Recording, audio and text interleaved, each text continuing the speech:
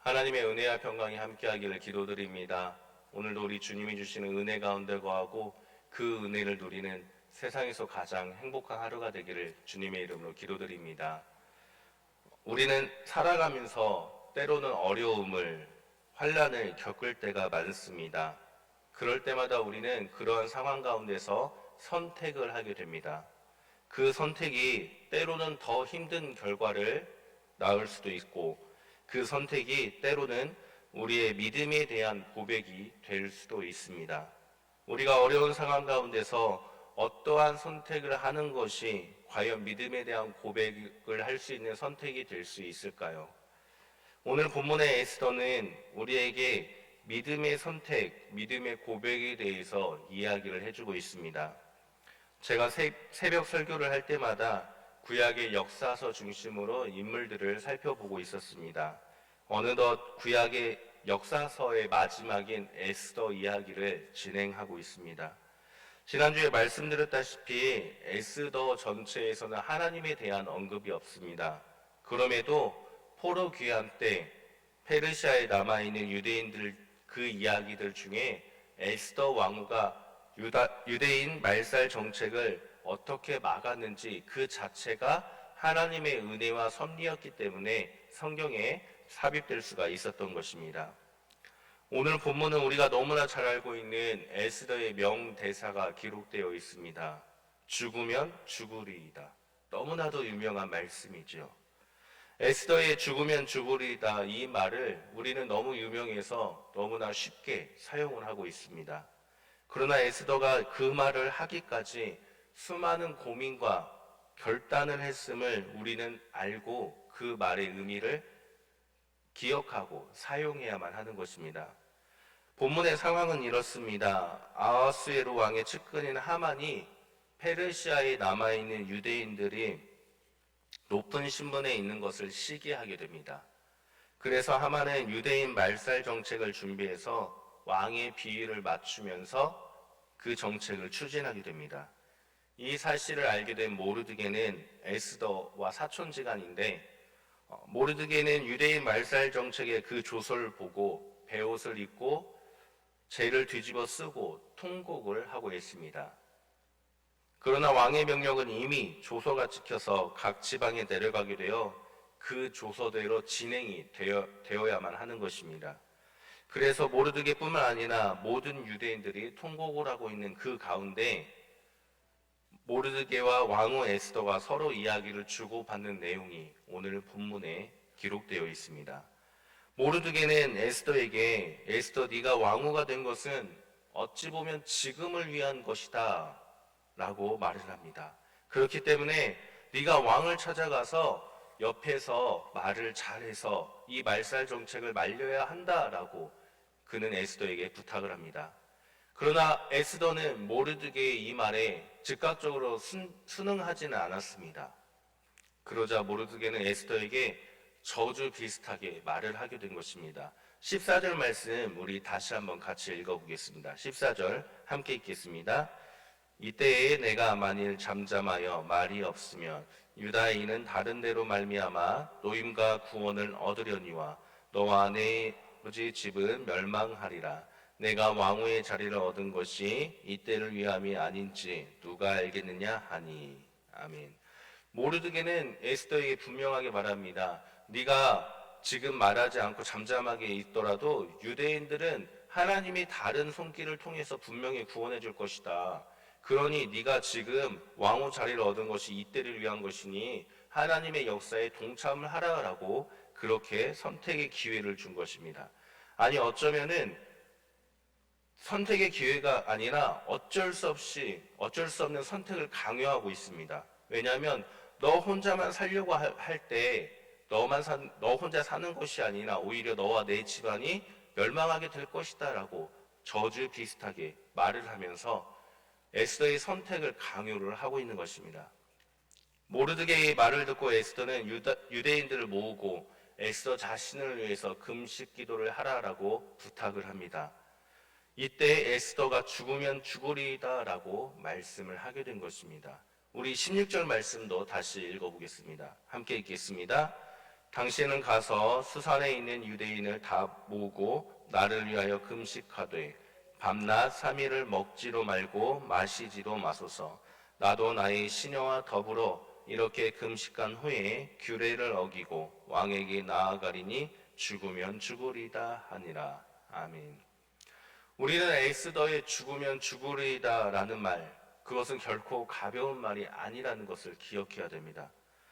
에스더의 상황에서는 이 말이 참으로 목숨을 건 말입니다. 그 당시 왕을 아련하기 위해서는 규를 내밀어야 하는데 규가 없으면 왕을 아련하기는커녕 근처에 가지도 못하고 죽을 수도 있기 때문입니다. 그런데 에스더 역시 규를 받지 못한 상황이었습니다. 다시 말하면 왕을 아련할 기회조차 없던 사람 중에 하나였던 것입니다. 11절 말씀에 기록되어 있습니다. 우리 마지막으로 같이 읽겠습니다. 왕의 신하들과 왕의 각 지방 백성이 다 알거니와 남녀를 막론하고 부름을 받지 아니하고 안뜰에 들어가서 왕에게 나가면 오직 죽이는 법이요 왕이 그자에게 금규를 내밀어야 살 것이라. 이제 내가 부름을 입어 왕에게 나가지 못한 지가 이미 30일이라 하라 하니라. 아멘.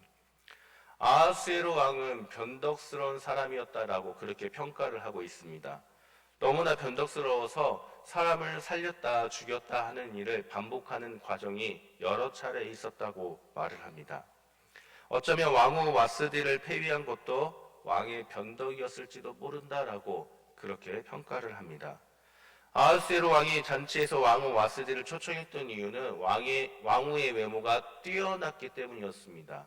그러한 왕후를 폐위한 후 그 다음 왕으로 에스더를 선택했다라는 것은 에스더 역시 외모가 뛰어났을 것이라고 그렇게 추측을 하고 있습니다.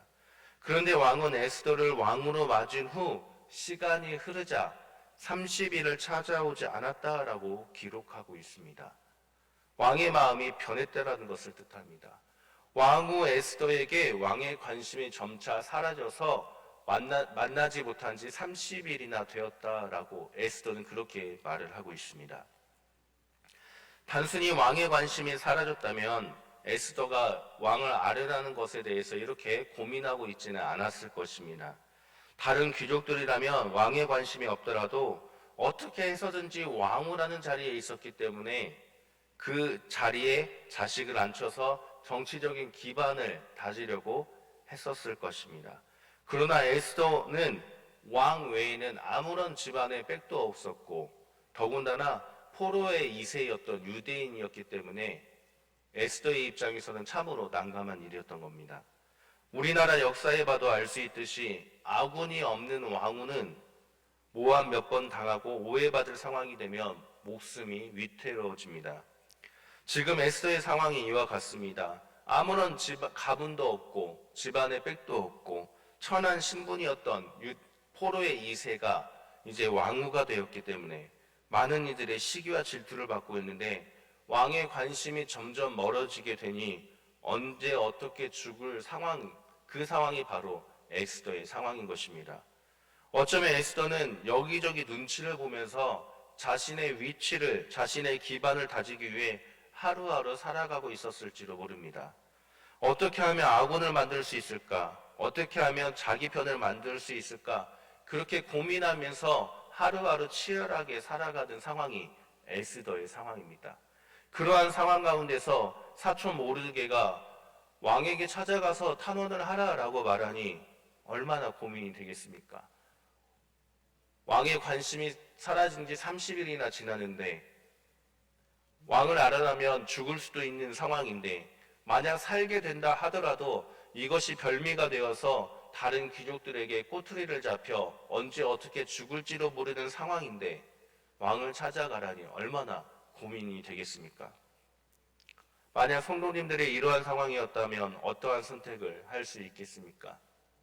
이러한 상황 속에서 죽으면 죽으리다라고 말하면서 결단을 하고 왕을 아련하기로 에스더는 그렇게 결정을 하게 되었습니다. 죽으면 죽으리다라는 말은 단순한 말이 아니라는 것을 우리는 기억하며 사용해야만 하는 것입니다. 에스더는 살얼음판에서 목숨과 신앙, 이 둘 사이에서의 갈등 가운데 신앙을 선택하게 되었습니다. 에스더가 신앙을 선택할 수 있었던 그 기준은 모든 상황을 이끄시는 분이 하나님이시고 하나님의 역사를 이끌어 가신다라는 확실한 믿음이 있었기 때문입니다. 그렇기 때문에 에스더는 왕을 아련하기 전에 유대인들을 모으고 금식하며 기도하라라고 부탁을 했던 것입니다. 금식하며 기도하라는 것이 무슨 뜻입니까? 오직 결정의 주권자이신 하나님만 의지하며 나아가겠다라는 행동의 뜻이 아니겠습니까? 에스더의 선택이 목숨을 빼앗길 수 있는 선택이었음에도 불구하고 그는 하나님께서 역사를 이끌어 가시는 것을 알았기 때문에 하나님만을 의지하며 그 하나님의 역사에 참여하고자 왕을 아뢰라는 것을 선택하고 죽으면 죽으리다라고 고백을 할 수 있었던 것입니다. 사랑하는 성도님들, 이 땅에서 살아가는 우리들의 삶은 많은 고난이 있습니다. 많은 어려움이 있습니다. 많은 아픔이 있습니다. 그러나 그 많은 아픔과 어려움의 상황 가운데서 우리는 수많은 선택을 하며 살아가야만 합니다. 우리가 선택할 때 그 선택의 기준이 결코 이 세상 또는 내가 원하는 것이 되어서는 안 된다라는 것을 우리는 기억해야 됩니다. 우리의 모든 선택의 기준은 오직 하나님이 되어야만 합니다. 이 세상을 이끌어 가시는 하나님의 그 역사에 내가 참여하는 선택을 해야만 한다는 겁니다. 그 결과가 때로는 어려움으로 우리에게 찾아오더라도 우리는 하나님의 기준을 결코 외면해서는 안 되는 것입니다.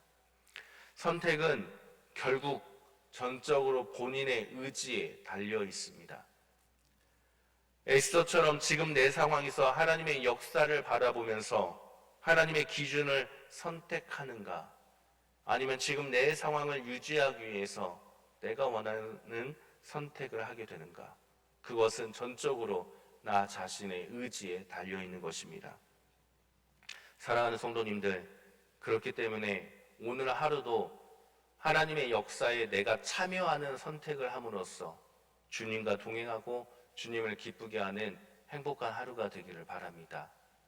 우리의 선택의 기준, 그것은 바로 이 세상이 아니라 하나님이 되어야 함을 다시금 기억하며 오늘도 주님과 동행하는 행복한 하루가 되기를 주님의 이름으로 간절히 축원합니다. 함께 기도합니다. 하나님 감사드립니다. 오늘도 우리를 통해서 행하실 하나님의 그 놀라운 역사에 감사를 드립니다. 하나님, 우리의 모든 상황 가운데서 우리가 세상이 아니라 오직 주님이 기뻐하시는 하나님을 선택하여 주님이 이끌어 가시는 그 역사에 동참하는 행복한 하루가 되게 하여 주옵소서. 우리를 구원하신 예수 그리스도의 이름으로 기도드립니다. 아멘.